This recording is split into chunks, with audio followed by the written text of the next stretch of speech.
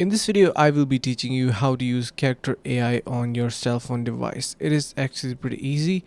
So here, as you can see, I got my account signed up, and make sure you create an account. If you do not know how to create one, you can watch our previous video. Now, to jump straight onto a character or basically an agent, what you need to do, let's just see we got what we got here, right? So okay, I'm gonna be clicking onto this Rockstar JK and just hold on a bit until it is going to be loading.